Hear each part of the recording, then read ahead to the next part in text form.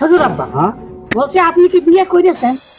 আমি তো বিয়ে করেছি, আমি বিয়ে না করলে মেয়েটা তুই খালি কনে ছেলে মেয়ে হয়েছে? কি করবো কও দেখি? এর জ্বালায় তো আমি বললাম দেখছি রে, এত প্রশ্নের উত্তর দেবে কি? এই ছাতি দেখি তো ছাতি দিয়ে বাড়িয়ে তো মাথা ফাটিয়ে দিবান। আমার মতো কেউ এই ভুল করেন, এরকম ভ্যাবলা কান্ত আমার সাথে তো মেয়ে বিয়ে দিয়ে মেয়ে বিয়ে দিলে আমার মতো ঝুলে ঘুরে মরতে হবে।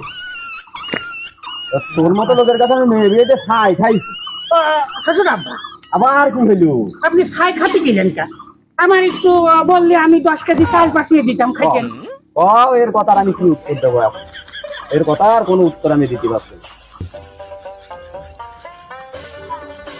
হুজুর আব্বা, হ্যাঁ তুমি তো খালি আমার দোষই দেখ, তোমার দোষ, তোমার মেয়ের কোনো দোষ নেই। তোমার নেই? দোষে দিচ্ছেন, হ্যাঁ, আমার মেয়েরও দোষ আছে। কি তোমার দোষ মেয়ের আছে? দোষ আছে মানে?